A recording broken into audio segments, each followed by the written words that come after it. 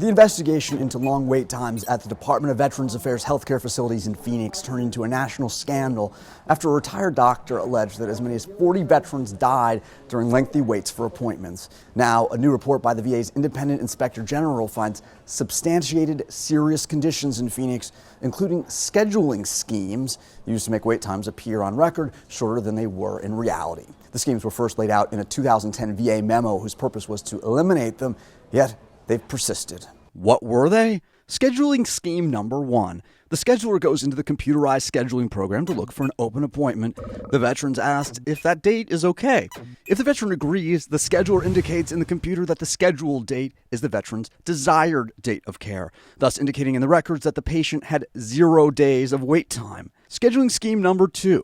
The scheduling supervisor goes into the computer and identifies the individual schedulers who exceeded the 14-day goal for wait times.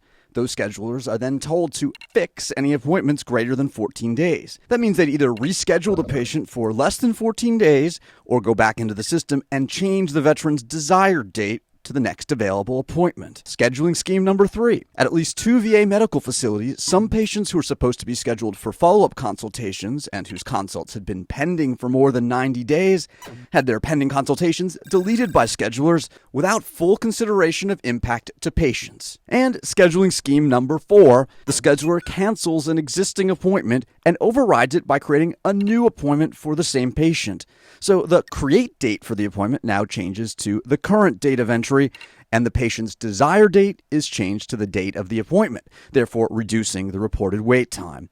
Why didn't anyone catch these efforts to manipulate the system? The Inspector General's report says certain oversight controls in the Phoenix system were not enabled. What possible motive would there be to do this? One of the factors, according to the investigators, were awards and salary increases senior administrators received for successfully meeting wait time goals. Did anyone die as a result of having to wait? The Inspector General's interim report is not reporting the results on whether delays led to a delay in diagnosis, treatment, or death, but at a Senate hearing, the acting Inspector General reported that of the 17 cases they'd reviewed, no deaths were directly related to long waits. The full report is expected in August. That's the short answer.